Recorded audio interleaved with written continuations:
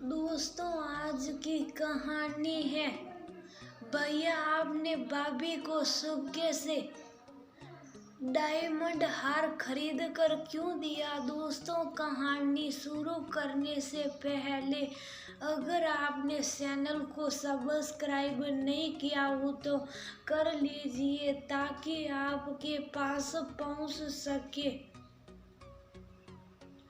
हर नया वीडियो। मुझे तुम दोनों से इस धोखे की उम्मीद नहीं थी। नहीं मन था देने का तो साफ मना कर देते। यूं बहाने मारने की क्या जरूरत थी। बहू से क्या शिकायत करे, वह तो पराए घर से आई है। लेकिन तुम कैसे बड़े भाई का कर्तव्य भूल गए। इलाजी की आंखों से अंगारे बरस रहे थे। मम्मी जी, ये आप क्या कर रही, कैसा धोखा दिया हमने।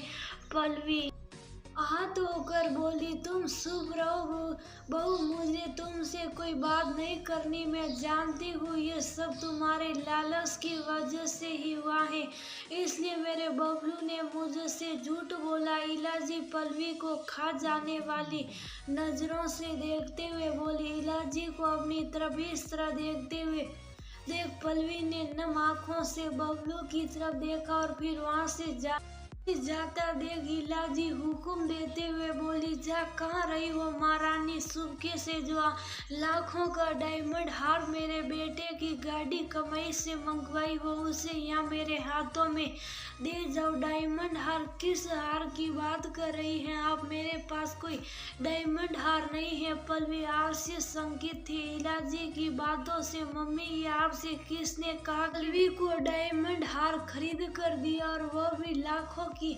बबलू भी हैरान था इस खबर से। किसने कहा? ये तुम क्या करोगे जानकर? अब सोरी पकड़ी गई है तो ये अनजान बनने का नाटक बंद करो और वह डायमंड हार मुझे दो। इलाजी बात सुनने को तैयारी नहीं थी तो बबलू ने पल्लवी से कहा, पल्लवी अब कोई फायदा नहीं सच छुपाने का। मम्मी से हम झूठ नहीं बोल पाएंगे। जाओ वह सेट लाकर मम्मी जी को दे दो।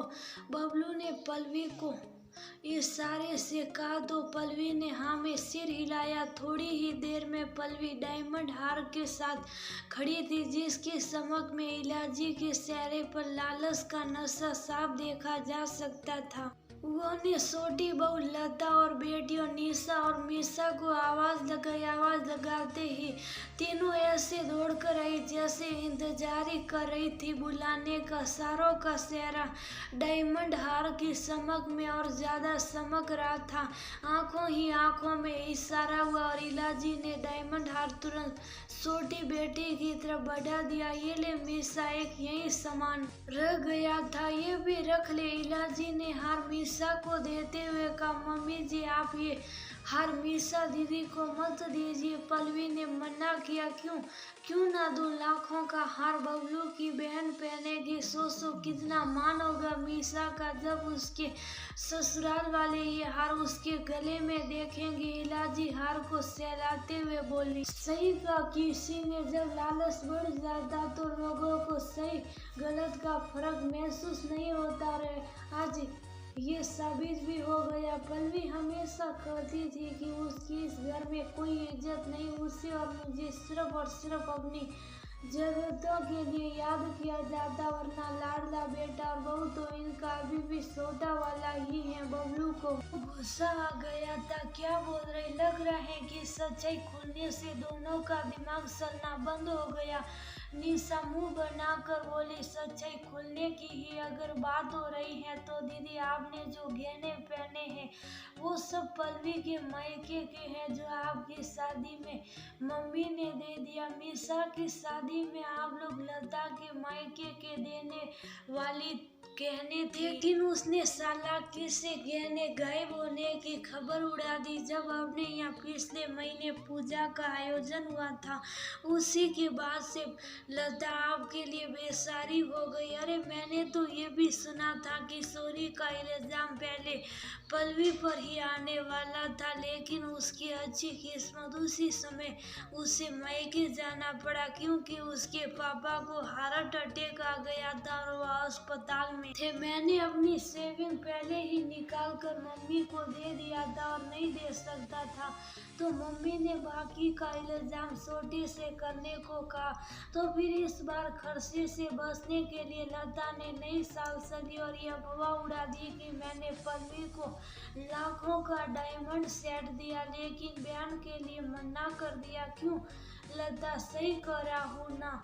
बबलू गुस्से से लता को देखते हुए बोला। लता को झूठा साबित करने से तुम और पल्लवी सच्चे नहीं बन जाते। तुम दोनों ने भी झूठ बोला। इलाजी लता को रोते देख उसके नकली आंसू को पोंछते हुए बोली, देख लिया आपने, आप हमेशा कहते हैं कि आपका परिवार आपको समझता है, उन्हें आपकी परेशानी समझ आती है, लेकिन इन्हें तो आप झूठे और शोर लगते। न जाने कितनी उम्मीदें, ढेर सारे सपने, सभी कुछ आपने इन सभी पर लुटा दिया, लेकिन इन्हें कोई कदर ही नहीं।